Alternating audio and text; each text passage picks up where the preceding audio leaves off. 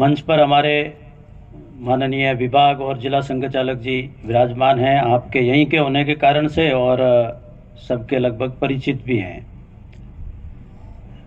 मेरे परिचय में अनेक बातें बताई थी, लेकिन मुझे याद है कि आज यहाँ इस कार्यक्रम में है कि नहीं है, लेकिन मैं 5वीं तक जब पढ़ा तो जिन्होंने मुझे पढ़ाया वो फरोदी के रहने वाले हैं, भंवरलाल जी नाम है उनका। आज तो वो नहीं आएगा। हाँ, विराजी हैं गुरु जी। हाँ बिल्कुल।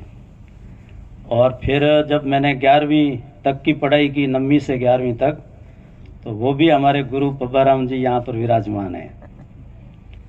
तो ऐसे अपने वरिष्ठ लोगों के बीच में और वो भी प्रबुद्ध जनों के लिए बोलना, तो मेरे लिए ये पहली बार अनुभव है, क्योंकि मैं रहने वाला तो यहाँ का हूँ, मेरा कार्य क्षेत्र बाहर दूसरा रहने के कारण से कभी भी फलोदी इस क्षेत्र में प्रचारक के नाते में नहीं रहा। इसलिए अपनों के बीच में बड़ी बात करना, ज्ञान की बात करना बड़ा कठिन होता है, लेकिन हमारी एक व्यवस्था है, उस दृष्टि से हम सब जानते हैं कि व्यवस्था के नाते किसी को भी, आप में से भी यदि बोलने के लिए कहें तो कोई भी आकर के 20-25 मिनट आधा घंटा बोल सकता है, जिनका अभ्यास हो घंटा भर भी बोल सकता है। इसलिए बोलना कोई बड़ी बात नहीं है, लेकिन एक क्रम चलता है कि समय समय पर अपने समाज के सभी प्रबुद्ध लोगों के बीच में अपने विचार की बात करना, देश समाज की बात करना, और समाज के विकास के लिए सब मिलकर के हम क्या कर सकते हैं, इस प्रकार के ऐसे अनेक मुद्दे हैं वो हमारे बीच में रहते हैं। हम सब जानते हैं कि अभी पिछले वर्ष ही अपने देश का स्वाधीनता का अमृत महोत्सव हमने मनाया है। भारत सरकार ने उसको आज़ादी का अमृत महोत्सव घोषित किया। शब्द को लेकर के थोड़ा बहुत अंतर हो सकता है। अनेक लोगों ने कहा कि ये स्वाधीनता का अमृत महोत्सव है, किसी ने स्वतंत्रता का अमृत महोत्सव कहा, तो किसी ने स्वराज 75 इस नाम से और भिन्न भिन्न नामों से इसका सबने आयोजन किया। लेकिन हम सबको ये विचार करना है कि 75 वर्ष से हम स्वाधीन हैं, अपने ही लोगों का शासन अपने देश के अंदर है, अब हम विदेशी लोगों के अधीन नहीं हैं। और इसलिए ये जब हम 75 वर्ष का स्वाधीनता का सारा चिंतन कर चुके हैं, तब कुछ नई बातें जो हमारे सामने आई वो मैं थोड़ा आपके सामने निवेदन करूंगा। और इसलिए अभी अभी आपने देखा होगा कि 15 अगस्त से एक बात और प्रारंभ हो गई कि जब हम स्वाधीनता का 100वां वर्ष मनाएंगे, यानी 2047 में जब भारत आएगा तो भारत कैसा होगा, भारत का समाज कैसा होगा। इसको कहा है कि ये अमृत महोत्सव तो 75 वर्ष तो हो गए, लेकिन ये 25 वर्ष यदि हम जोड़ेंगे तो ये हमारे देश के लिए एक अमृत काल के समान है। और अमृत का मतलब होता है अमृत, अमर करने वाला होता है। तो अमृत काल लाने के लिए सबको मिलकर के एक दिशा में कोई न कोई प्रयत्न करने पड़ेंगे। उसके बारे में कहते हैं एक श्रेष्ठ भारत, समृद्ध भारत, संपन्न भारत, ज्ञानवान भारत, संगठित भारत, और वो भारत जो संपूर्ण विश्व के कल्याण की कामना लेकर के चलता है, यानी किसी के भी विरुद्ध में नहीं। तो ऐसे भारत को खड़ा करना है तो ऐसा समाज है वो हमको बनना पड़ेगा। लेकिन उससे पहले थोड़ा स्वाधीनता की जब हम बात करेंगे तो इसमें 2 शब्द है, एक है पराधीन, एक है स्वाधीन। तो अब हम पराधीन नहीं है, पराधीन यानी परकियों के अधीन, स्वाधीन यानी अपने लोगों के अधीन। तो अभी हम स्वाधीन हैं।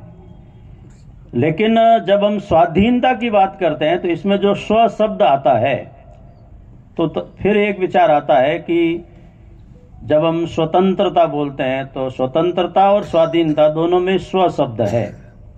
तो आज हम स्वाधीन हैं लेकिन स्वतंत्र है क्या? तो हम सब जानते हैं 47 के अंदर हमको एक प्रकार से राजनीतिक स्वाधीनता मिली, और 49 आते आते अपना गणतंत्र है वो हमने स्वीकार किया, और 50 के अंदर गणतंत्र को लागू किया, यानी भारत के संविधान को भारत में, और उस दृष्टि से संविधान लागू हो गया। तो फिर एक विचार आएगा कि संविधान लागू होने से लेकर अभी तक स्वतंत्र के लिए हमने क्या किया। जब हम स्वतंत्र की बात करेंगे तो भारत का विचार, जो भारत का मूल विचार है, तो भारत के लोगों ने भारत के विचार को लेकर के और इस लोकतंत्र के अंदर, क्योंकि अब बहुत अंतर आ गया, पहले कभी राजा के घर में राजा जन्मता था।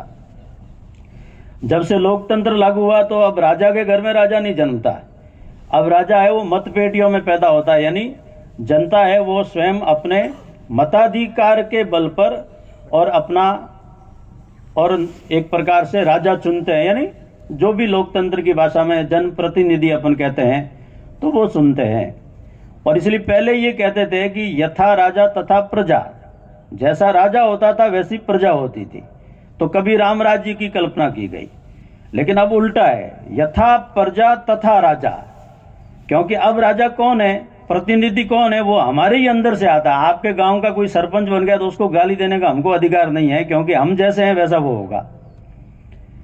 हमारा एमएलए ऐसा ही होगा जैसे हम हैं, क्योंकि वो हमारे अंदर से गए हैं। इसलिए हमारे यहाँ पर एक बात कही है बहुत प्राचीन काल से कि जिस प्रकार का समाज होगा वैसे शासक होंगे। ये भारत का एक मूल विचार है। तो इसको ध्यान में रखते हुए और हम बोलते हैं कि हम सत्ता के आधार पर कभी भी समाज परिवर्तन की हमारी कोई कल्पना कभी पहले भी नहीं थी, आज भी नहीं है। केवल सत्ता से मत करना परिवर्तन की आस। परिवर्तन कैसे आएगा, तो जागृत जनता के केंद्रों से होगा हमारा समाज। जब जनता सजग रहेगी, जागृत रहेगी, तब ये जो परिवर्तन है वो हम लोकतंत्र में और कर सकते हैं। लेकिन जब स्वाधीनता का आंदोलन आप जब पढ़ेंगे तो गांधी जी ने एक ग्राम स्वराज्य की कल्पना दी और स्वराज्य करके एक पुस्तक भी उन्होंने लिखी। जब उनके सामने ये विषय जाता था बार बार, किस प्रकार के भारत की हम कल्पना करते हैं, तो ग्राम स्वराज्य और राम राज्य दोनों ही गांधी जी के नारे थे। अर्थात वो भारत की जो मूल आत्मा है, जो भारत का मूल विचार है, इसको लेकर के हमने स्वाधीनता का आंदोलन लड़ा। और इसलिए उसमें प्राथमिकता किसकी थी, तो एक स्व को लेकर के था। लेकिन 47 के अंदर अंग्रेजों के जाने के बाद अपने ही लोगों का और शासन जब अपने देश के अंदर आया तो अनेक प्रकार की व्यवस्थाएं करनी थी। जो भी सरकार में थे जितना अच्छा करना कर सकते हैं करने का प्रयत्न किया, निश्चित रूप से अनेक नई व्यवस्थाएं भी लागू की। लेकिन ये सब होने के बावजूद भी जिस विचार को लेकर के हम लड़े थे, बाद में हम उसको थोड़ा भूल गए या छोड़ दिया। इसलिए स्वतंत्र स्वाधीन है लेकिन स्वतंत्र अपना हुआ कि नहीं, तो भारत के विचार का हुआ कि नहीं। इसलिए आज विचार होता है, न्यायपालिका भारत के विचार से चलती है क्या, ब्यूरोक्रेसी भारत के विचार से चलती है क्या, शिक्षा भारत के विचार से चलती है क्या, चिकित्सा भारत के विचार से है क्या, कृषि भारत के विचार से है क्या। तो ये जब इतनी बातें जब आएगी तब कहते हैं कि हमको स्वतंत्र यानी भारत के विचार का तंत्र अभी भी विकसित हमको करने की बहुत ज्यादा आवश्यकता है। उसी को ही कहीं न कहीं बड़े लोगों ने कहा है ये हमारा अमृत काल है। और इसलिए इन 25 वर्षों में भारत अपने विचार का तंत्र स्थापित करके हम अपनी स्वतंत्रता की रक्षा कर सकते हैं कि नहीं कर सकते, हम अपने लोकतंत्र की रक्षा करते हैं कि नहीं कर सकते, हम अपने संविधान को स्वीकार करके संविधान के अनुसार अपना देश चला करके विश्व के अंदर एक अप्रतिम उदाहरण पेश कर सकते हैं कि नहीं कर सकते। ये एक बड़ी चुनौती का समय और अभी अपने यहाँ चल रहा है। ये सारा विचार करते समय एक बात बिल्कुल स्पष्ट है, कई बार आपने सुना होगा, मैं कोई उनका प्रवक्ता होकर के नहीं बोलता हूं, लेकिन जब देश में इस प्रकार सहिष्णुता असहिष्णुता स्वतंत्रता या फिर एक अभिव्यक्ति की स्वतंत्रता का जब मुद्दा उठता है तो कई बार देश के प्रधानमंत्री बोलते हैं कि हमारा सबसे बड़ा जो धर्म है वो राष्ट्र धर्म है और हमारा सबसे बड़ा जो ग्रंथ है वो भारत का संविधान है। यानी संविधान के अनुसार भारत चलेगा, लोकतंत्र में इसमें कोई दो राय नहीं है। ये सभी स्वीकार तो करते हैं, लेकिन लोकतंत्र के अनुसार संविधान के अनुसार हम चलते हैं क्या? तो संविधान के अनुसार भारत के तंत्र को वैचारिक आधार पर जब हम विकसित करेंगे तो एक बात लगती है कि उसके अंदर हम बहुत तेज गति से इस प्रकार से आगे बढ़ेंगे। हम चाहे लोकमान्य तिलक जिन्होंने स्वराज्य मेरा जन्मसिद्ध अधिकार है का नारा दिया था, गांधी जी का मैंने बताया ही है, वो बड़े महात्मा थे और उन्होंने ग्राम स्वराज्य राम राज्य इसकी कल्पना की थी। चाहे उसके अंदर हम स्वतंत्रीय विनायक वीर दामोदर सावरकर को जोड़ेंगे या फिर मौलाना अब्दुल कलाम आजाद को जोड़ेंगे जो उस समय के और सबके साथ मिलकर के काम कर रहे थे, या फिर एक और ऐसे श्रेष्ठ क्रांतिकारी का भी नाम आता है, चंद्रशेखर, भगत सिंह, राजगुरु सुखदेव के एक साथी थे अशफाक उल्लाह खां, जिनका जय घोष था हे मातृभूमि तेरी पूजा किया करूंगा, फांसी लगे मुझे या हो जन्म कैद मेरी, बेड़ी बजा बजा कर तेरे भजन किया करूंगा। ऐसे श्रेष्ठ लोगों की एक श्रेष्ठ श्रृंखला थी जिन्होंने ये जो सारी लड़ाई प्रारंभ की थी अंग्रेजों के विरुद्ध में, वो भारत के मूल विचार के आधार पर वो सब लड़े थे। लेकिन आज हमको ये विचार करना है कि हम इन सब बातों को लागू कर पाए या नहीं कर पाए। इसलिए एक बड़ा प्रश्न है, वो है अमृत काल का श्रेष्ठ भारत बनाने का, अच्छा भारत बनाने का, समृद्ध भारत बनाने का। और इसलिए आज जब हम विचार करते हैं तो 75 वर्षों के बाद में भारत की शिक्षा नीति की बात हो रही है। जो नई शिक्षा नीति का एक मुद्दा होने, 70 वर्ष तक हम अपनी शिक्षा नीति नहीं लागू कर सके। हम जो भी पाश्चात्य विचारों का, हम जो भी बाहर के इस प्रकार के थोपे हुए विचार थे, उनके आधार पर ही अपने देश की पीढ़ियों को गढ़ते रहे, बनाते रहे। उसके कारण से देखते हैं कि देश के अंदर दो हिस्से हो गए। एक तरफ मेक इन इंडिया की बात होती तो एक दूसरी और ब्रेकिंग इंडिया की भी एक बड़ी टीम इस रूप में, और वो खड़ी हो गई है, जिनको बोलते हुए कोई शर्म नहीं है। वो देश को गाली दे सकते हैं, महापुरुषों को गाली दे सकते हैं, आस्था बिंदुओं को गाली दे सकते हैं, स्वच्छंदता के नाम पर, उच्छृंखलता के नाम पर कुछ भी करने को तैयार है। ऐसा यदि है तो समाज को निश्चित रूप से विचार करना चाहिए कि हम सब इस दृष्टि से और कुछ कर पाए क्या।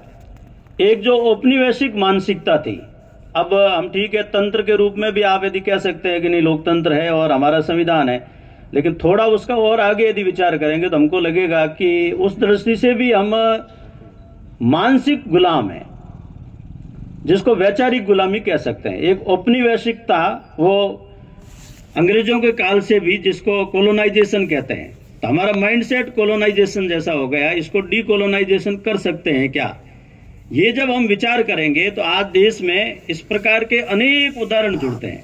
जैसे मैं एक उदाहरण दूंगा कि अटल बिहारी वाजपेयी जी भारत के जब प्रधानमंत्री थे, तो उस समय तक अपने देश का जो बजट है वो सायंकाल 5:30 बजे पेश किया जाता था। तो एक विचार हुआ कि ऐसा क्यों होता है, देश का बजट है वो शाम को क्यों है। यहां जब बजट पेश करते हैं बाजार बंद हो जाता है, कोई खबर नहीं बनती, बजट का कोई प्रभाव नहीं होता। तो खोज की तो पता चला कि अंग्रेजों के यहां पर जब हमारे 5:30 बजते हैं तो उनके यहां 11 बजते हैं। ये क्या है, ये औपनिवेशिक मानसिकता है, क्योंकि उनकी जो परंपरा थी वो हमने बदली नहीं, कोई विचार ही नहीं हुआ इसके बारे में। अनेक सरकारें आई और गई, सभी विचारों की आई, इसका मतलब नहीं केवल एक ही पार्टी की रही होगी, लेकिन सोचा नहीं गया। तो बाद में विचार हुआ कि जब हमारा मार्केट सवेरे खुलता है तो हम बजट शाम को क्यों पेश करें, बजट का तो प्रभाव भी तो दिखना चाहिए। तो वो बदल करके उसको शुरू कर दिया। तो उसके बाद में ये ऐसा शुरू हो गया। बीच में भारत के जो सीजेआई रहे हैं माननीय रमन्ना जी, चीफ जस्टिस ऑफ इंडिया, उन्होंने एक किसी कार्यक्रम में कहा कि भारत की जो न्यायिक व्यवस्था है वो भारत के विचार, भारत की मिट्टी, भारत की प्रकृति के अनुकूल नहीं है। लेकिन परिवर्तन कौन करे, जब परिवर्तन की बात आती तो परिवर्तन क्या होना चाहिए। तो ऐसा नहीं है कि इसमें कोई विचार नहीं हो रहा है, लगातार इस प्रकार का विचार होगा। नेहरू जी के समय भारत का राष्ट्रीय पंचांग बन गया था, लेकिन केवल रेडियो के अंदर आपको आकाशवाणी में सुनना मिलेगा। प्रातःकाल वो भारत के विक्रम संवत के अनुसार बताएंगे, ये संवत है, ये तिथि है। इसके आगे हम कहीं लागू नहीं कर सके। अभी पिछले कुछ कार्यक्रमों में इस प्रकार का उसका वर्णन आता है, जब भारत सरकार ने इसको एक प्रकार से और लागू करने का प्रयत्न किया। कुछ जो हमारे जो सिंबॉलिक होते हैं, प्रतीक होते हैं, तो उस प्रत्येक प्रतीक के प्रति देश के हर नागरिक का सम्मान होना चाहिए। वो एक देशभक्ति है। देशभक्ति मतलब कोई किसी के मस्तिष्क के ऊपर लिखी हुई नहीं होती है। मान बिंदुओं पर, आस्थाओं पर, प्रतीकों पर जो भी श्रद्धा रखता है वो सब देशभक्त है। देशभक्त कोई एक जगह कोई क्लास लगाकर किसी को पढ़ाया नहीं जा सकता। अब हम जब देखेंगे तो एक भाव आया बदलने का, तो जो पहले राजपथ था वो कर्तव्य पथ हो गया। कितने वर्षों से महारानी विक्टोरिया की मूर्ति है, तो सुभाष बाबू वहां क्यों नहीं होने चाहिए। तो ये जो एक बात चलती है कि एक मानसिक गुलामी की दृष्टि से, और हम जब लोग चलते हैं तो इस प्रकार का और एक भाव दिखता है। और इसलिए अपने देश के सही इतिहास, हमारी देश की संस्कृति, परंपराएं, इन सब की ठीक ठीक जानकारी भारत के मूल समाज के सामने आनी चाहिए। जैसे हम भारत है तो भारत एक प्राचीन राष्ट्र है। कई बार आपने सुना होगा, संघ के सरसंघ चालक जी बोलते हैं कि भारत में रहने वाला हर व्यक्ति हिंदू है, चाहे वो मत से, पंथ से, उपासना से, मजहब से, किसी भी परंपरा को मानता है। सुप्रीम कोर्ट में भी ये विषय गया। तो हिंदू का मतलब है कि हिंदू की कोई एक देवी देवता नहीं, हिंदू का कोई एक ग्रंथ नहीं, हिंदू की कोई एक पूजा पद्धति नहीं। हिंदू में ऐसे भी हैं जो आर्य समाजी मूर्ति को नहीं मानते। निराकार को मानने वाले हिंदू भी बहुत है, केवल मुसलमान ऐसा नहीं है। साकार को मानने वाले भी बहुत है, सिख है, जैन है, बौद्ध है। इतनी सारी जो परंपराएं प्राचीन काल से जो भारत के साथ चली आ रही है। तो हिंदू क्या है? तो हिंदू का है कि हिंदू ये इस देश की संस्कृति का नाम है, जीवन पद्धति है। आप इंडोनेशिया जाएंगे, वो तो अधिकांश मुस्लिम देश है, 100% मुस्लिम राष्ट्र है, लेकिन उनकी जो एयरवेज है उसका नाम गरुड़ है। उनकी जो करेंसी नोट है उसके ऊपर गणेश जी का फोटो है। आप जब कहते हैं कि एयरपोर्ट से जब बाहर निकलेंगे तो वहां पर समुद्र मंथन करने वाला वो जो चित्र है वो पर उन्होंने बहुत बड़ा एक विशाल बना रखा है। तो लोगों ने पूछा ऐसा क्यों है? तो उन्होंने कहा हमने मजहब बदला है, फोरफादर नहीं बदले, महापुरुष नहीं बदले। तो उपासना कोई भी हो सकती है। और इसलिए प्राचीन भारत के इतिहास को यदि हम करेंगे तो भारत का जीवन दर्शन, तो उसको आज जब बोलते हैं तो उसके ऊपर डिबेट है, तो चलनी चाहिए। लेकिन किस रूप में चलनी चाहिए? तो भारत है, भारतीयता है, हिंदू है, हिंदुत्व है, इसमें कोई अंतर नहीं है। हमने ये कहा है हिंदुत्व ही राष्ट्रीयत्व है, अर्थात वो किसी के विरुद्ध में नहीं है। ये जब बात आती है तो ये जो मूल भारत की संस्कृति है, सर्व पंथ समादर। अब कई प्रकार के विवादास्पद विषय इस प्रकार के चलते हैं, धर्मनिरपेक्षता के नाम पर, सांप्रदायिकता के नाम पर बोला जाता है। राजनीतिक फैशन भी बन गया, लोग मंचों से बोलते हैं, एक दूसरे को गाली भी देते हैं। वो एक अलग विषय है, वो राजनीति अपनी जगह है, वो जिनको चलानी वो चलाए। लेकिन उस दृष्टि से जब हम यूं आगे बढ़ेंगे तो हम सबको लगेगा कि जो प्राचीन भारतीय संस्कृति की जब बात आती है तो अनेक लोग हैं आज भी हिंदुओं में ये कहेंगे कि नहीं हिंदू नहीं, हम तो सनातनी कहेंगे। तो सनातनी है, ये सब कैसा है? तो ये ऐसा अपने बड़े लोगों का कहना है कि जैसे सभ्यताएं वो बदलती रहती है, उसी प्रकार कभी सनातनी शब्द वो व्यापक था, वैदिक संस्कृति उस प्रकार से बोला जाता था। फिर आर्य शब्द ज्यादा व्यापक था, आर्य मतलब श्रेष्ठ, गुणवाचक शब्द, जातिवाचक नहीं है। बदलते बदलते आज ये हिंदू शब्द है वो प्रभावी हो गया। इसलिए आप कितनी भी खोज करोगे तो आपको भी ये समझ में नहीं आया कि हिंदू शब्द प्रभावी कब से बना है, कब से हम आर्य कहलाने वाले वो हिंदू कहलाने शुरू हो गए। तो 1000-1200 वर्षों की इसकी पूरी कहानी है, ज्यादा पुरानी नहीं है। इसे कई लोग कहते हैं महाभारत में तो हिंदू शब्द नहीं है, उसको 5000 वर्ष हो गए। तो ऐसी अनेक प्रकार के तर्क भी है, वो इस प्रकार के रखे जाते हैं। और इसलिए उन तर्कों का एक अलग प्रकार हो सकता है। समझने की बात इतनी है, केवल ध्यान रखने की बात है कि ये एक प्राचीन राष्ट्र है, एक राष्ट्र है और इसकी अपनी एक परंपरा है। इसका जब हम वर्णन एक प्रकार से करते हैं और जब ये कहते हैं कि ये कभी भारत कभी विश्व गुरु था, तो समाज कैसा था, किसके बल पर था? शासन के बल पर था क्या? तो सत्ता के बल पर नहीं था, समाज के बल पर था। समाज कैसा था? तो एतद् देशे प्रसूतस्य सकाशाद अग्र जन्मना स्वम स्वम चरित्रम शिक्षेरन पृथ्व्या सर्वमानव, एक श्लोक बोला जाता है। संपूर्ण विश्व भर के लोग अपने अपने चरित्र की शिक्षा ग्रहण करने से के लिए भारत के ऋषि मुनियों के पास में आते थे। और ये इतना पुरानी कहानी केवल ऐसा नहीं है, हमारे यहां प्रमाण है कि वीर दुर्गादास राठौड़ के पास जो मुस्लिम परिवार के बच्चे थे और बाद में जब उन्होंने सुपुर्द किए तो उनके दादा ने क्या सोचा था कि इनको तो काफिर बना दिया होगा, हिंदू बना दिया होगा, लेकिन पूरी उनकी तामील कुरान के अनुसार करवाई गई थी, मुस्लिम और परंपरा इस्लाम के धर्म के अनुसार वीर दुर्गादास राठौड़ ने करवाई गई। ये प्रमाण है। इसलिए अपने अपने चरित्र की शिक्षा लेने के लिए विश्व भर के लोग जिन देश के श्रेष्ठ ऋषि मुनियों के चरणों में बैठते थे वो ये भारत वो धरती है। यानी भारत ने कभी किसी के ऊपर आक्रमण नहीं किया, ये संपूर्ण इतिहास जानते हैं, सब बातें हैं। हमारे चक्रवर्ती सम्राट गए, विश्व भर के अंदर भारतीय हिंदू संस्कृति का आप व्याप मिलेगा। जगह जगह पर मिलेगा।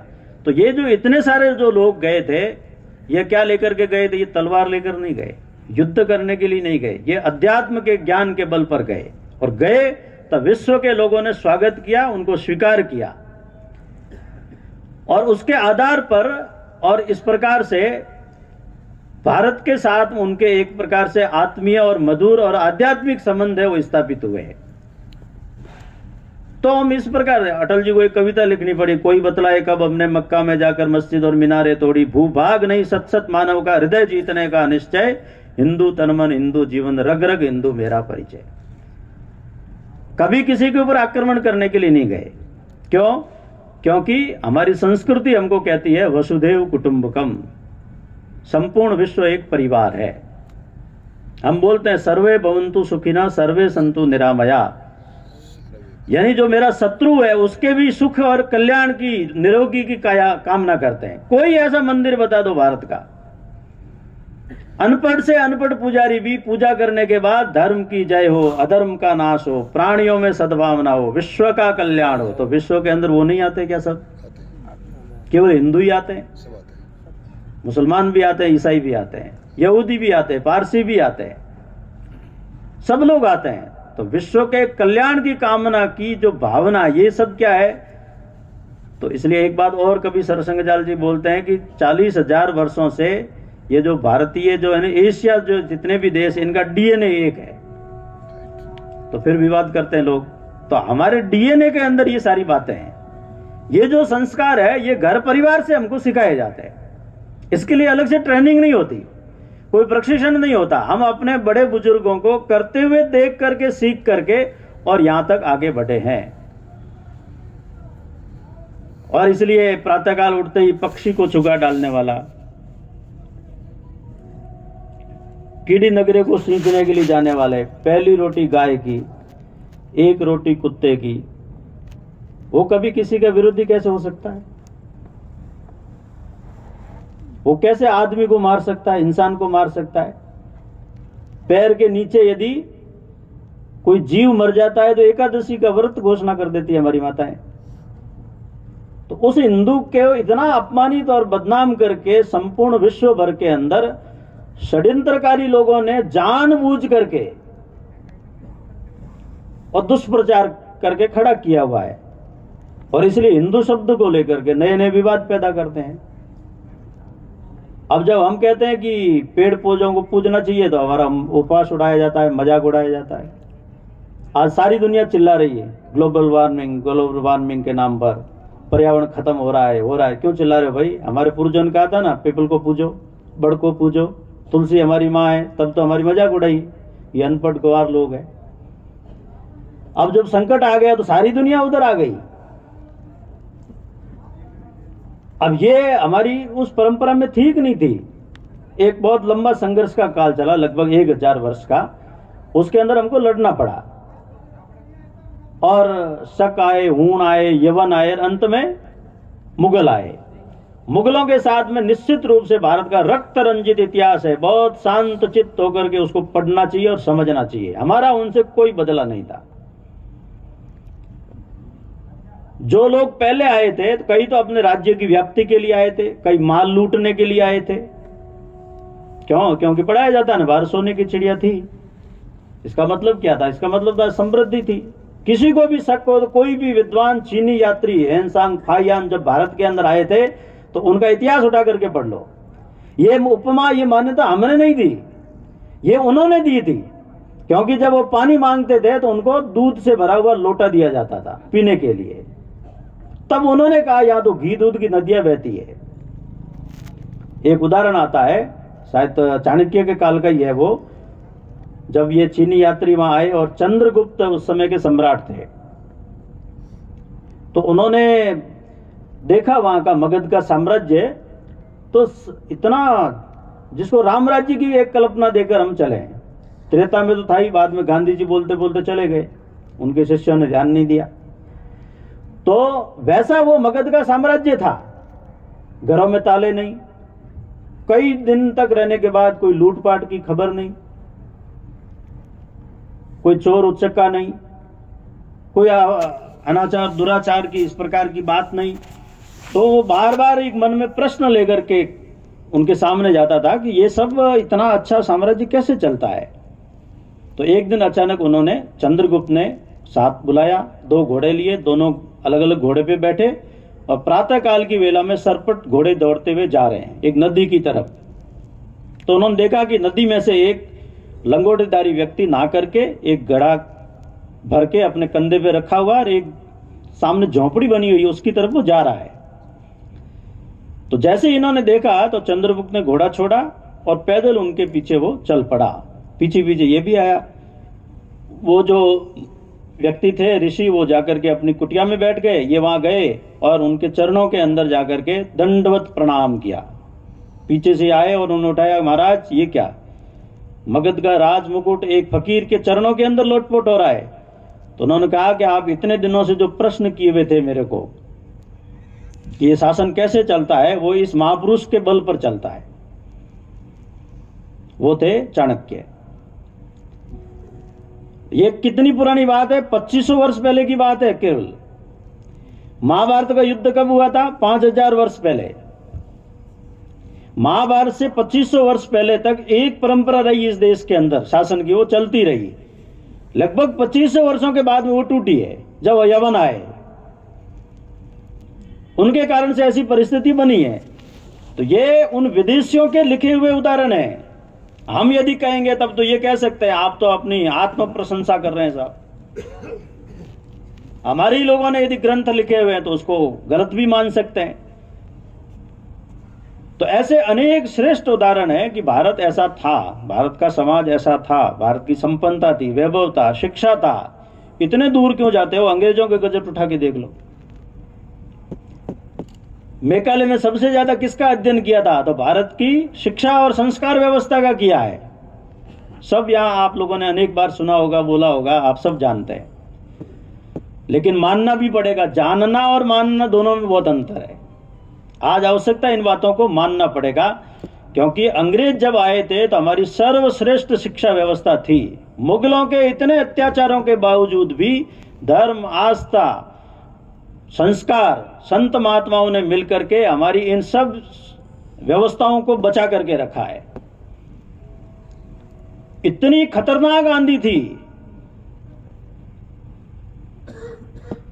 बिल्कुल एकदम गला काट, हजारों हजारों लोगों के सिर मुंडों के ढेर लग जाते थे।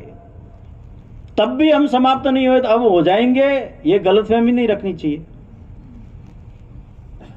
लेकिन आज आवश्यकता यह है कि आज उन बातों को कितना बोलना, उनकी आवश्यकता नहीं है। हमको आज आवश्यकता है कि एक जब समृद्ध श्रेष्ठ भारत की ओर जब हम बढ़ रहे हैं तो केवल सरकार के बल पे तो हो नहीं सकता, समाज के बल पे ही करना चाहिए। समाज के उदाहरण इसलिए देते हैं कि हमारा समाज है सर्व समावेशी था, सर्व पंथ समादर, हर पंथ की उपासना की और सम्मान करने वाले हम लोग हैं। हमने कभी किसी के विरुद्ध में कोई अभियान और आंदोलन नहीं चलाया। तो ये बातें हमको इस दृष्टि से और लेकर के चलना पड़ेगा। और इसलिए अपने यहाँ पर एक हुए बहुत बड़े विद्वान हुए थे, धर्मपाल जी। विद्या भारती का कोई विद्यालय है 10वीं 12वीं का, उसमें धर्मपाल जी का पूरा समग्र रखा है। और आप में से जिनकी भी रुचि हो तो उसको जरूर पढ़ना चाहिए। कैसा था हमारा भारत जब अंग्रेज इस देश के अंदर आए थे। हम गरीब नहीं थे। आज अपने लोग यहाँ फलोदी के, हम जब जाते हैं कहीं बैठकों में तो उधर छत्तीसगढ़ में, रायपुर में, कलकत्ता में कई जगह मिल जाते हैं।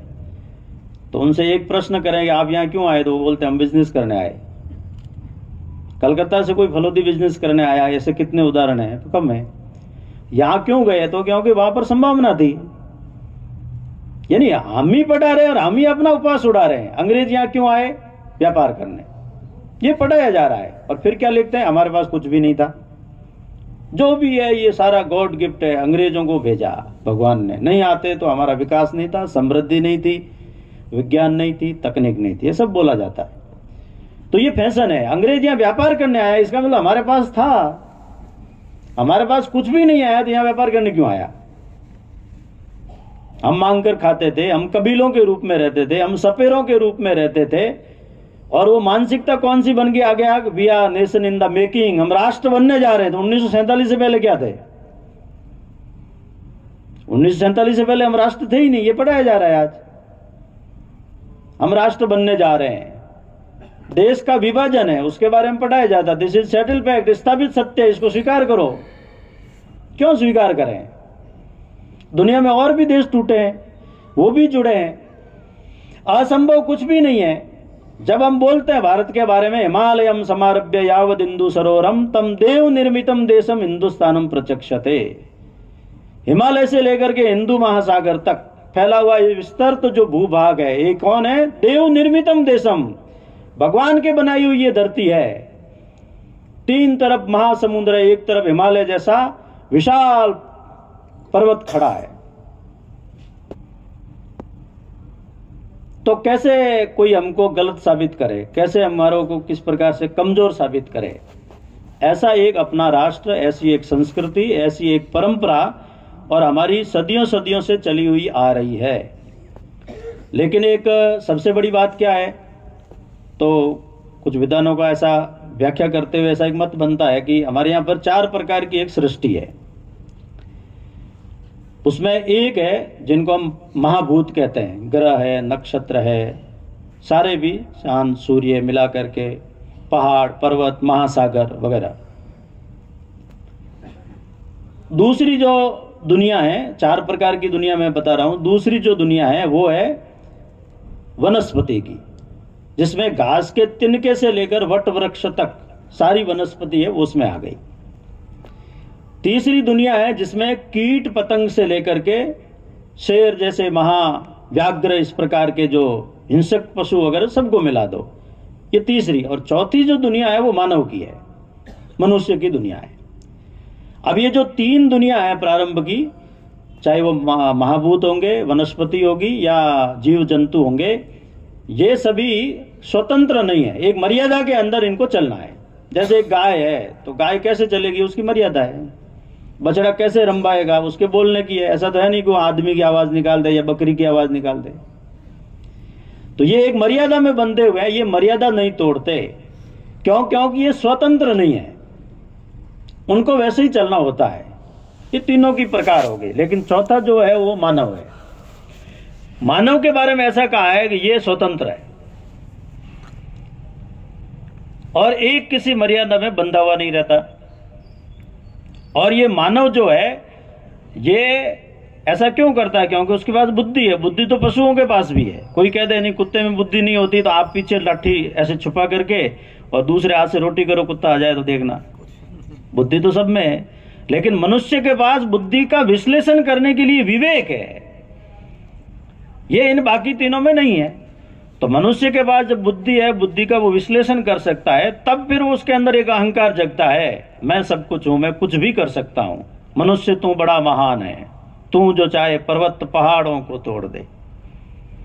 सही भी है, लेकिन ऐसा मनुष्य हमारे यहां कहा है, नर चाहे तो नारायण भी बन सकता है और मानव दानव भी बन सकता है।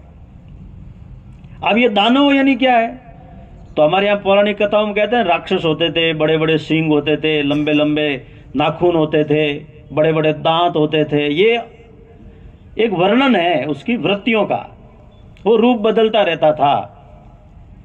लेकिन वास्तव में ऐसा है तो नहीं है, वो हर आदमी के अंदर मिल जाएगा। वो अलग अलग करते हैं ना, सतयुग में अलग अलग थे, त्रेता में भी अलग थे, कलयुग के अंदर एक घर में आ गए, और द्वापर में एक घर में आ गए, कलयुग में एक मनुष्य में आ गए। उसमें नर भी है, नारायण भी है और दानव भी है। कब किस व्यक्ति का कैसा मन हो जाए। और इसलिए अपने यहाँ पर ये जो एक इस प्रकार का जो देश की व्यवस्था थी पहले, वो जो अच्छी व्यवस्था क्यों चलती थी, तो उसमें समाज चलाता था और ये आदमी केंद्रित व्यवस्थाएं होती थी, मनुष्य को ठीक कैसे रखा जाए। और ये बोला भी जाता था, अयोग्य पुरुषो नास्ति, कोई भी व्यक्ति अयोग्य नहीं है, इसलिए सबके संस्कार की योग्य व्यवस्था इस प्रकार करनी चाहिए। तो व्यक्ति से मिलकर के समाज बनता है। अपना एक संस्कृत में श्लोक है, काका कृष्ण पिक कृष्ण को भेदो पिक काकयो वसंत समय प्राप्ये काक काक पिक पिक। कौवे और कोयल में कोई भेद नहीं, दोनों काले रंग के हैं। लेकिन परीक्षा कब होती है? जब बसंत आती है, कौवा बोलता है तो पता चलता है कि कौवा है, कोयल बोलती है तो पता चलता है। तो सबल समाज और निर्बल समाज की परीक्षा कब होती है? जब कोई चुनौती आती है तो समाज की परीक्षा होती है कि ये सबल है या निर्बल है, ये डरपोक तो नहीं है। तो ये भावना क्यों निर्माण होती है कि व्यक्ति अपने आप को अकेला महसूस करता है। और इसलिए समाज में एक संगठन की परंपरा जो पहले से रही है, संस्कारों की जो एक परंपरा जो पहले से रही है, उसको लेकर के और कुछ अच्छी व्यवस्था समाज में बननी चाहिए।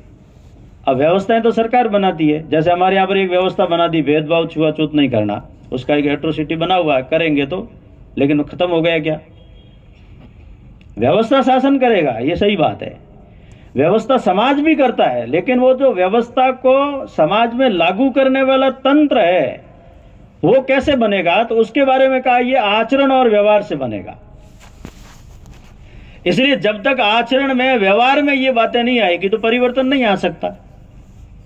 तो परिवर्तन यदि आपको करना है तो उसके लिए समाज को तैयार करना पड़ेगा, सबका मन बनाना पड़ेगा। ये योग्यताएं हर आदमी के अंदर है, हर मनुष्य के अंदर है। जब बोलते हैं अयोग्य पुरुषो नास्ति, कोई भी व्यक्ति अयोग्य नहीं है। और इसलिए जब ये विषय आया अमृत काल का, तो अनेक प्रकार की ऐसी व्यवस्थाएं बदलनी चाहिए। तो उसमें संघ की अपनी एक भूमिका है। संघ ने आपको बुलाया, निमंत्रण दिया, आप सब पधारे। तो संघ को चलते हुए भी 100 वर्ष हो रहे हैं। 25 में शुरू हुआ था, 2025 में 100 वर्ष का हो जाएगा। अभी 97 वर्ष को हो गया संघ के कार्य को। जब संघ प्रारंभ हुआ था तब अंग्रेजों का शासन था। डॉक्टर हेडगेवार जी जिन्होंने संघ प्रारंभ किया, तो उनसे लोगों ने उस समय पूछा, तो प्रारंभ में जो संघ में आते हैं उनको हम स्वयंसेवक कहते हैं।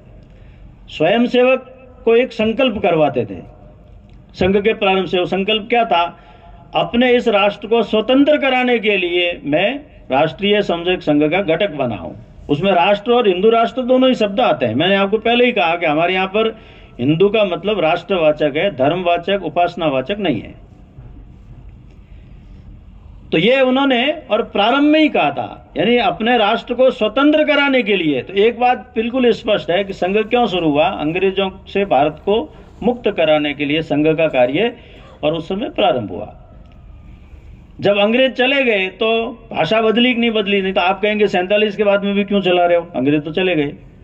तो फिर भाषा बदली उस समय, और कहा कि अपने इस राष्ट्र की सर्वांगीण उन्नति करने के लिए, जिसको हम प्रार्थना में प्रेम वैभव कहते हैं, तो उसमें ये सब करना है। तो दोनों बातें हैं, समुत्कर्ष भी है और निःश्रेयस भी है। अर्थात भौतिक उन्नति भी है तो आध्यात्मिक उन्नति भी है। हमको केवल एक ऐसा बहुत बड़ा कोई भव्य महल ही नहीं बनाना है, उस महल में रहने वाले लोगों के संस्कार भी होने चाहिए। इसलिए केवल भौतिक समृद्धि नहीं चाहिए, तो आध्यात्मिक उन्नति भी उसमें साथ जुड़ी हुई है। दोनों मिलकर के जब करेंगे तो उसको हमने कहा परम व्यवहार। उसका अर्थ होता है, हिंदी में कहेंगे तो सर्वांगीण उन्नति। उसी को ही पंडित दीनदयाल उपाध्याय ने एकात्म मानव दर्शन ने कहा है। आजकल की भाषा में कुछ लोग उसको अंत्योदय करके बोलते हैं, यानी अंतिम व्यक्ति का उदय। अंतिम व्यक्ति की झोंपड़ी के अंदर भी प्रकाश होना चाहिए, उसके यहाँ पर भी अच्छा सा भोजन पानी की व्यवस्था होनी चाहिए। जो भारत का निवासी है वो चाहे किसी भी मत पंथ मजहब को मानने वाला है, ये है हमारी कल्पना, जिसको हमने कहा सर्वांगीण उन्नति। तो उस संघ को भी 100 वर्ष हो गए, और इसलिए समाज से संघ ने जो मांगा आप सबने खूब दिया। संघ के हर योजना का साथ दिया, साथ चले, और इसलिए आज संघ इतना बड़ा है। संघ को कोई अभिमान नहीं है बड़ा होने का। और कभी हमने ये भी नहीं कहा, ये समाज ने ही हमारे साथ कुछ बातें चिपका दी। जैसे संघ का नाम आएगा तो कहेंगे हाँ बड़े देशभक्त हैं, अनुशासित है, हिंदुत्व निष्ठ है। ये हमने नहीं कहा, हमको देख देख करके समाज ने हमारे बारे में एक धारणा बनाई। हमारे मुंह से कभी आपने नहीं सुना होगा। आप आज भी देखा आपने, जब जो समय दिया उसमें कार्यक्रम शुरू हो गया तो सबको क्या, संघ वालों का कार्यक्रम समय पर शुरू होता है, बड़े नियम के पालन करते हैं। ये धारणा बन गई, जैसे हम हैं वैसा बोला जाता है। लेकिन अभी कोविड काल जब आया, कोरोना, तो एक बात और हमारे साथ आ गई, वो आ गई ये बड़े सेवाभावी है। पहले तो मिशनरीज के रूप में सेवा की व्याख्या की जाती है इस देश के अंदर। वही तथाकथित जो पश्चिम मानसिकता के पढ़े लिखे लोग हैं। यानी सेवा कौन कर सकता है? केवल मिशनरीज कर सकता है। इस कोविड काल के अंदर ढूंढ लो इस देश के अंदर, मैं जनजाति क्षेत्र में भी खूब जाकर आया हूँ, ट्राइबल में, बांसवाड़ा, उदयपुर, सब जगह एक भी मिशनरीज का व्यक्ति नहीं दिखता था। आज सब आ गए वापस। क्यों? क्योंकि उनका हेतु अलग है, वो धर्मांतरण करना चाहते हैं। उनके लपेटे में हिंदू आते ही हैं, मुसलमान आते हैं, उसको भी ईसाई बना देते हैं। सेवा के माध्यम से छल करते हैं वो। लेकिन जब हम सेवा के क्षेत्र में लगातार कर ही रहे हैं, कोविड काल के अंदर इंडिया टुडे ग्रुप ने एक स्वतंत्र सर्वे करवाया, तो उसके अंदर उन्होंने पाया कि सर्वाधिक सेवा कार्य किसने किए देश के अंदर। जब आदमी संकट में था, व्यक्ति व्यक्ति से डरता था, व्यक्ति क्या परिवार के भी सदस्य, बेटा बाप के पास नहीं जाता था, बाप बेटे के पास नहीं आता, उस समय किसने बचाया? कौन बीच में आते थे? तो ये सेवा कार्य करने वालों का जब सर्वे किया तो प्रथम पुरस्कार उन्होंने घोषित किया। वो स्वतंत्र था, हमने कभी अप्लाई नहीं किया उसके लिए, वो था राष्ट्रीय सेवा भारती। राष्ट्रीय सेवा भारती का मतलब है हमारा एक अम्ब्रेला ऑर्गेनाइजेशन है जिसमें सब सेवा संस्थाएं मिलकर के उनके नीचे पर काम करती है। उस रूप में हम उसके आंकड़े देते हैं। तो ये भी एक आ गया, संघ वाले यानी सेवा के अंदर भी आगे रहते हैं। लेकिन बाकी और बातें जो है आज समाज के अंदर, वो अब खत्म होनी चाहिए, क्योंकि 75 वर्ष हो गए, हम 100 वर्ष की तैयारी कर रहे हैं, संघ 100वें वर्ष की ओर बढ़ रहा है, 25 वर्ष को हमने अमृत काल माना है। तो अब आवश्यकता यह है कि हमारा जो समाज है वो आचरण और व्यवहार में इन बातों को लेकर आए, तब परिवर्तन आएगा। नहीं तो मैंने जो बीच में बताया था कि व्यवस्था बना सकते हैं, सरकार भी बना सकती है, समाज भी बना सकता है, लेकिन उसका पालन क्या? हमारे यहाँ कितने बिरादरी ऐसी हो गई अपने समाज के अंदर जिन्होंने मृत्यु वो छोड़ा है, घोषणा करते हैं 12 दिनों के अंदर अफीम वगैरह का उपयोग नहीं करेंगे, घोषणा करेंगे। कितने दिन चलती है? एक जगह 2 बार चलती है, नहीं तो खुद व्यक्तिगत वापस शुरू कर देते हैं। तो व्यवस्था बनाना कोई बड़ी बात नहीं है, चलाना ये बड़ी बात है। और इसलिए आज भारत की जो मूल आवश्यकता वो है कि भारत का समाज मिल बैठ करके जाति बिरादरियों के आधार पर नहीं, एक जाजम पर बैठे। तो संघ ने एक उपक्रम शुरू किया, उसको हम कहते हैं सामाजिक सद्भाव बैठक। अभी मैं जयपुर में था, तो जयपुर में 300 इस प्रकार के और 30 जाति बिरादरी के समाज के बंधु एक साथ आए। तो उसके अंदर मंच पर हमने बोलने का समय भी दिया था। आज तो ये एक तरफा है, वो सद्भाव बैठक थी, प्रबुद्ध नागरिकों का सम्मेलन था। तो उसमें एक धोबी जाति के व्यक्ति आए, उन्होंने कहा कि मैं पहली बार जिंदगी में मुझे इतने सारे लोगों के बीच में मेरे समाज की, मेरी बिरादरी की समस्या सुनने के लिए किसी ने आमंत्रित किया है। बोलते बोलते आंखों में आंसू आ गए। कितने लोग हैं ऐसे जिनको अभी तक हमने दुत्कार करके दूर बिठा करके रखा हुआ है, और बात करते हैं समरसता की, समता की, समानता की, तो चलेगा नहीं। और इसलिए आज जो बड़ा परिवर्तन चाहिए वो ये चाहिए कि समाज के अंदर जो भेद है वो खत्म होने चाहिए, सब लोग मिलकर के करें। कभी 1969 के अंदर, 1969 के अंदर उडुपी करके कर्नाटक का एक स्थान है, वहां पर ऐसे अपने पूज्य संत महात्मा धर्माचार्यों को एकत्र किया था। श्री गुरु जी ने हजारों की उपस्थिति के अंदर एक श्लोक उनके श्रीमुख से बुलवाया था, हिंदव सोदरा सर्वे न हिंदू पतितो भवेत, मम दीक्षा हिंदू रक्षा, मम मंत्र समानता। कोई भी हिंदू नीच या पतित नहीं हो सकता, और हिंदू की रक्षा है वो मेरी दीक्षा है, समानता मेरा मंत्र है। लेकिन आज ये व्यवहार में है क्या? तो व्यवहार में नहीं है। और इसलिए एक बात और कुछ तय की है कि हम इस अमृत काल के अंदर संघ के शताब्दी वर्ष की ओर बढ़ते हुए नागरिक शिष्टाचार की ओर भी जाएं। जब उन बातों को हम करेंगे तो उसमें स्वदेशी भी आता है और एक सामाजिक सुरक्षा भी आती है। दूसरी जाति के साथ में व्यवहार कैसे करना, यह भी एक नागरिक शिष्टाचार का एक हिस्सा है। तो दूसरी ओर जब बहुत बारीकी से देखेंगे तो रेड लाइट के ऊपर रुकना, पुलिस को देखेंगे, पुलिस है तब तो आदमी पालन करता है, पुलिस नहीं होती तो निकल जाता है। तो ये नागरिक शिष्टाचार में नहीं आता। नियम का पालन करना, सड़क पर कैसे चलना,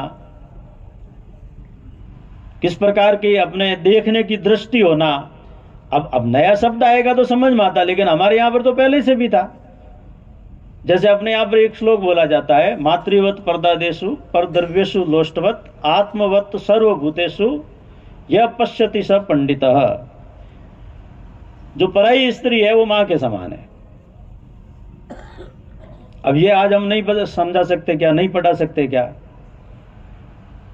तो इसको लेकर के कोई चिंतन है क्या समाज में? किसी बिरादरी में बोला जाता है तो नहीं है। अब ये कभी भारत था जब इस मन से हम जीते थे, ये बहुत पुरानी बातें नहीं है। अभी स्वामी विवेकानंद जी का उदाहरण है, जब अमेरिका के अंदर वो प्रसिद्धि प्राप्त कर लिए तो अनेक लोग उनको सुनने आते थे। ऐसे ही उनको दिखने में बड़े सुंदर थे, उनको देख करके अनेक लोग प्रभावित भी होते थे। तो एक अंग्रेज युवती उनके ऊपर प्रभावित हो गई, तो एक दिन जाकर के उसने ऑफर रखा अपना, स्वामी स्वामी आवाज दी, ये ध्यान लगा करके बैठे थे। उसने कहा कि मैं चाहती हूं कि आप जैसा एक सुंदर पुत्र मुझे भी प्राप्त हो। तो स्वामी जी ने आंखें खोली तो उनको बड़ा विश्वास नहीं हुआ। 1 मिनट मौन धारण कर बैठे रहे, तुरंत खड़े हुए, खड़े होकर के उसके चरण स्पर्श करके बोला कि मां मेरे जैसा क्यों, मैं क्यों नहीं?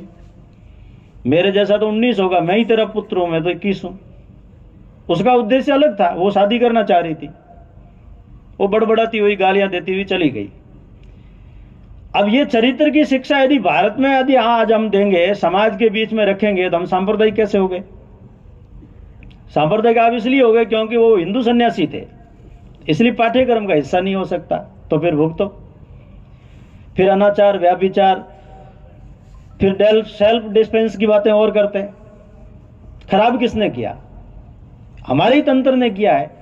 इसी तंत्र को ठीक करें तो केवल सरकार कर देगी क्या? तो हमने पहले भी कहा है कि कभी भी हम आश्रित नहीं रहे, समाज को करना पड़ेगा। तो ये जितनी भी शिष्टाचार की बातें आती है, आत्मवत, ये मातृवत परदादेशु परद्रव्येषु लोष्टवत, वो कहते हैं पराया धन है वो मिट्टी के समान होता है। हमारे यहाँ ऐसी पौराणिक कथा आती है, राका और बांका 2 पति पत्नी के नाम है, वो दोनों जा रहे हैं। तो जाते जाते पति थोड़ा आगे चल रहा था, पत्नी पीछे चल रही थी। तो पति ने देखा कि ये कोई सिक्का जैसा है, तो उसको लगा कि कहीं पत्नी देख नहीं ले, इसलिए उसके ऊपर पैर से उसने मिट्टी डाल दी। तो वो जैसे ही मिट्टी डाल रहा था तब तक पत्नी पीछे थी, वो बराबर आ गई, उसने भी देख लिया। तो उसने पूछा नाथ क्या कर रहे हैं? तो वो बोला कि नहीं कुछ नहीं कर रहा हूं। अरे मैंने सब देख लिया, आप मिट्टी पर मिट्टी डाल रहे हैं। वो पत्नी उससे भी ज्यादा और आगे निकली 4 कदम। इसलिए कहा है पराया धन मिट्टी के समान। आत्मवत सर्वभूतेषु, सबके अंदर एक ही प्रकार से देखना, एक ही प्रकार है, एक ही आत्मा का दर्शन करना। वो कभी किसी का विरोधी कैसे हो सकता है? भला आदमी आदमी का गला काट सकता है क्या? नहीं। तो फिर आत्मवत सर्वभूतेषु ये लागू करना पड़ेगा।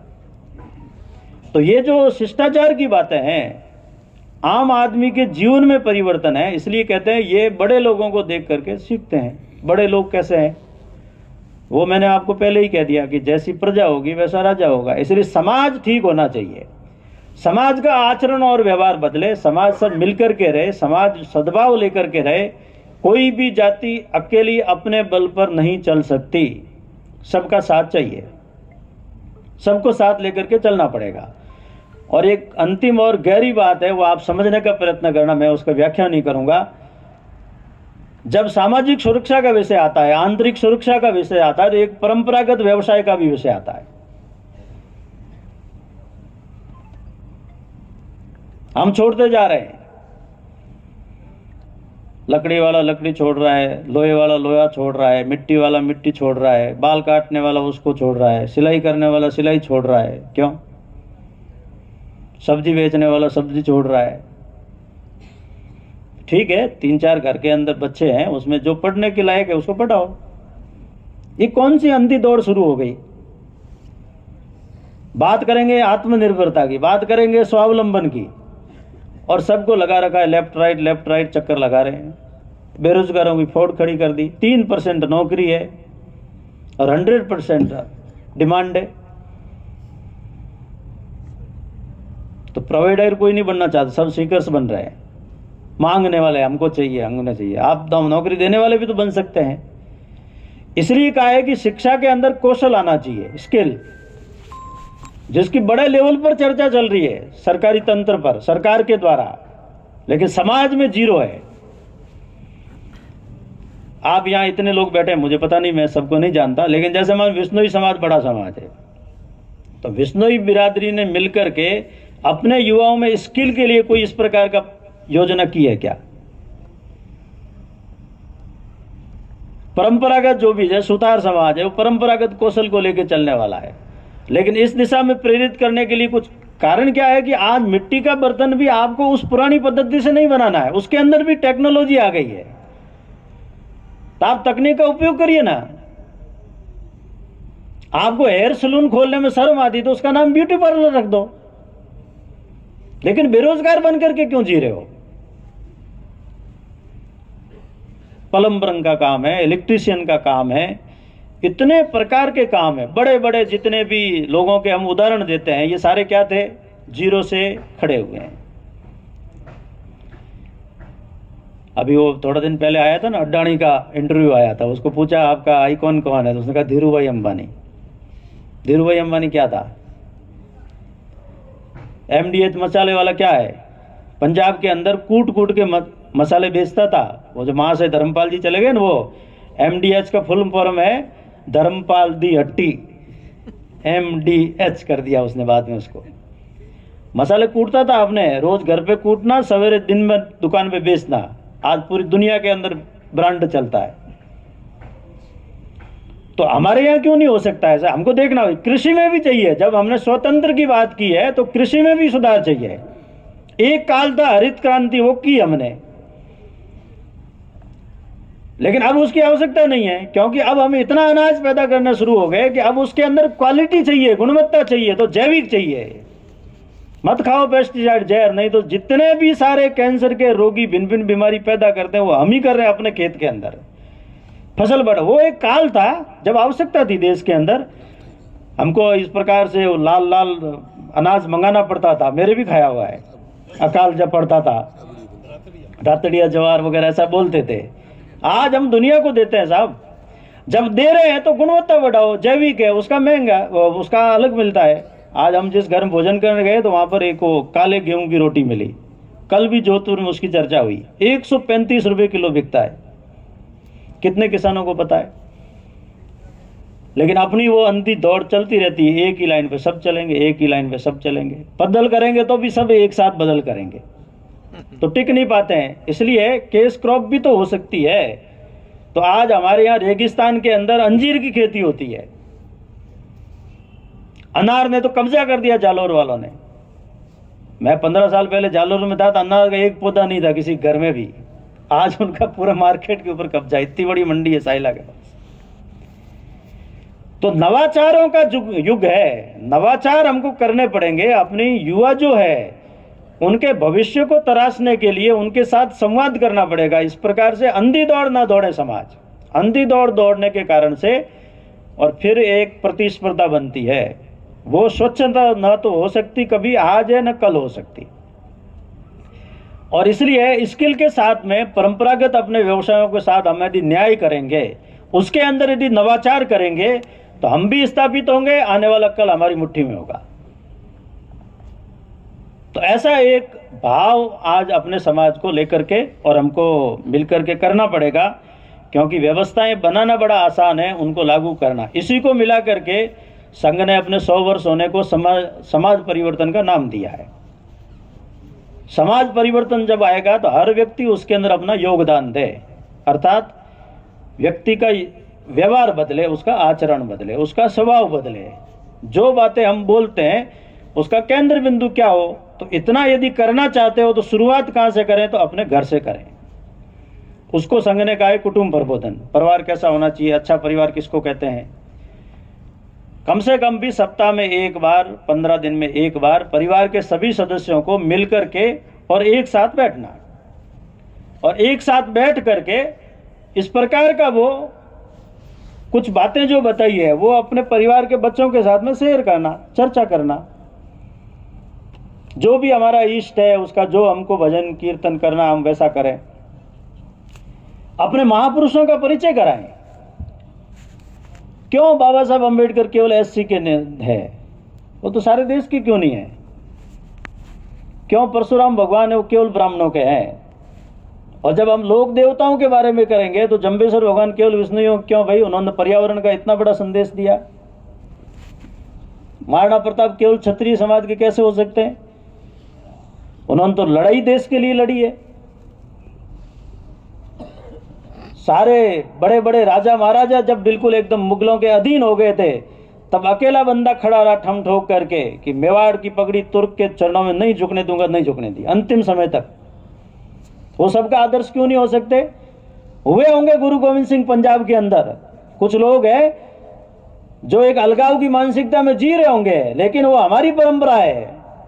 इसलिए गुरु गोविंद सिंह हमारे भी उतने जितने सिखों के। ये भाव क्यों नहीं निर्माण कर सकते? और इसलिए आज ये भाव निर्माण करना उसको कहते हैं सामाजिक। इसलिए घर में बताना पड़ेगा, बच्चों को बताना पड़ेगा कौन थे बाबा रामदेव, क्या किया उन्होंने सामाजिक समरसता के लिए, क्यों तेजा जी को हम मानते हैं। इतने प्रकार के अनेक जो भी हमारे लोक देवता हुए होंगे या बड़े महापुरुष हुए होंगे। और इसलिए आज हम सबको एक संकल्प करना चाहिए। एक बात मैंने आज यहाँ सार्वजनिक कार्यक्रम में भी कई जगह कहता हूँ, और मारवाड़ में विशेष करके मुझे कहनी पड़ती है वो कि हमारे यहाँ कहते हैं कि मारवाड़ के लोग बड़े गहरे होते हैं। मैं जब गंगानगर प्रचार गया था ना, तो वो कहते हैं जी भाई जी की हमारे यहाँ तो नहर का पानी पीते हैं, आप तो कुएं का पानी पीने वाले हो। कोई भी बात मैं रखता था तो वो उनका हल्कापन वो मजाक में लेते थे। तो अब ये याद आ रहा है कि हम यदि इतना गहरा पानी पीते हैं तो गहरी सोच भी होनी चाहिए। लेकिन गहरी सोच है क्या समाज की? मनुष्य के नाते मनुष्य से भेद कब खत्म होगा? जब हम गहरे लोग हैं तो थोड़ा विचार करें। सामाजिक समरसता केवल भाषण का विषय नहीं है, उसको लागू करना पड़ेगा। इसलिए इन सब बातों के लिए और एक निवेदन है कि ये सब बातें घर से हमको प्रारंभ करनी पड़ेगी।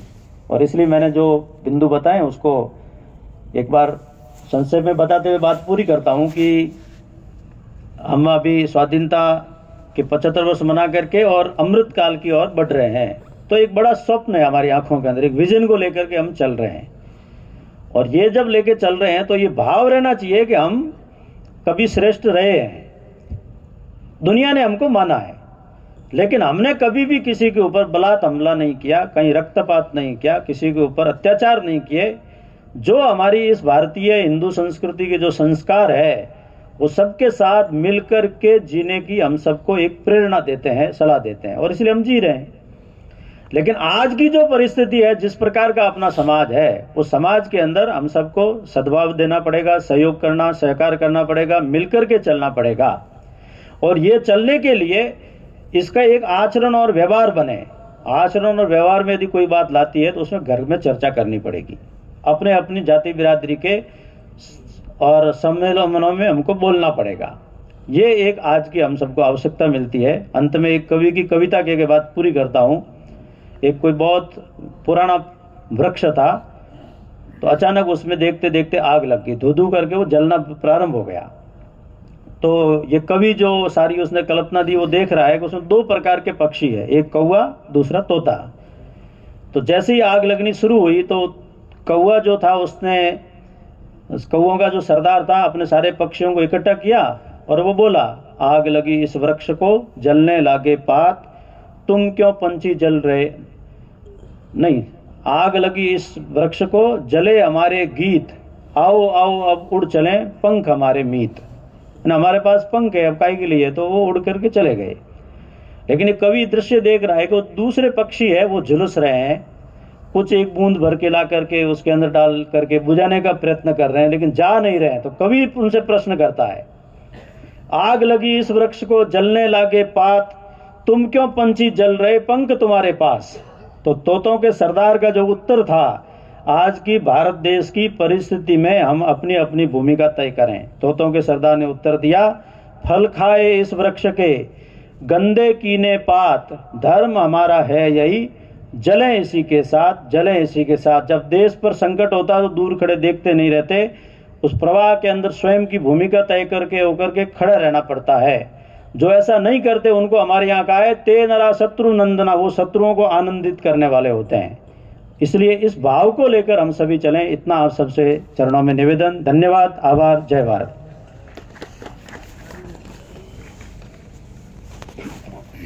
जिसको निज गौरव तथा निज देश का अभिमान है, वह नर नहीं नर पशु मृतक समान है। हमारे भारत के परम वैभवशाली इतिहास का परिचय करवाया और वर्तमान में कैसी परिस्थितियां हैं और हमें किस प्रकार से आगे बढ़ना है, माँ भारती को पुनः परम वैभव तक पहुंचाना है। इसी भाव को लेकर के मैं आग्रह करूंगा हमारे जिला संचालक जी से कि कार्यक्रम के धन्यवाद स्वरूप अपने धन्यवाद प्रदान करवाएं। राष्ट्रीय स्वयंसेवक संघ की संपर्क विभाग द्वारा प्रबुद्ध नागरिक सम्मेलन में आप सब पधारे। आप सबके हम आभारी हैं कि आपने यहाँ आकर के अपना अमूल्य समय दिया और जब जब भी आह्वान होता है हम निवेदन करते हैं आपका इसी प्रकार के सहयोग बढ़ा रहा है और भविष्य में भी बढ़ा रहेगा। मैं पुलिस प्रशासन का भी आभारी हूँ कि जिन्होंने यहाँ व्यवस्था करने में हमारा सहयोग दिया। प्रत्यक्ष और अप्रत्यक्ष रूप से जिन जिन लोगों ने हमें सहयोग किया सबका आभार। विशेष रूप से इस विद्यालय परिवार का भी हम आभार व्यक्त करते हैं कि जिन्होंने अपना ये परिचय हमें उपलब्ध कराया। आप सभी का पुनः धन्यवाद।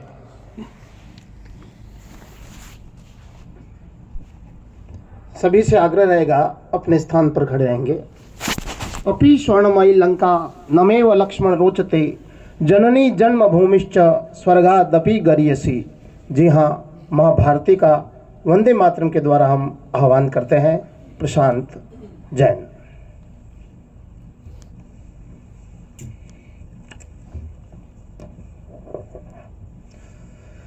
वंदे मातरम वंदे मातरम सुजलाम सुफलाम मलयज शीतलाम शस्य श्यामलाम मातरम वंदे मातरम शुभ्रज्योत्सनां पुलकितयामिनीं फुल्लकुसुमित द्रुमदल शोभिनीं सुहासिनीं सुमधुरभासिनीं सुखदां वरदां मातरं वन्दे मातरं। कोटि कोटि कंठ कल कल निनाद करले कोटि कोटि भुजई धृत खर कर वाले अबला के नमाय तो भले बहुबल धारिणीं नमामि तारिणीं रिपुदल वारिणी मातरं वंदे मातरं। तुमि विद्या तुमि धर्म तुमि हृदय तुमि मर्म त्वं हि प्राणाः शरीरे बाहुते तुमि मां शक्ति हृदये तुमि मां भक्ति तुम्हार प्रतिमा गढ़ी मंदिरे मंदिरे वंदे मातरं। त्वं हि दुर्गा दश प्रहरण धारिणी कमला कमल दल विहारिणी वाणी विद्यादायिनी नमामि त्वां नमामि कमलां अमलां अतुलां सुजलां सुफलां मातरं वन्दे मातरं। श्यामलां सरलां सुस्मितां भूषितां धरणी भरणी मातरं वन्दे मातरं वन्दे मातरं।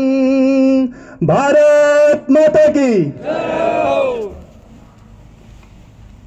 सभी से आग्रह रहेगा इस कार्यक्रम स्थल के मेरी दाहिनी तरफ जलपान की व्यवस्था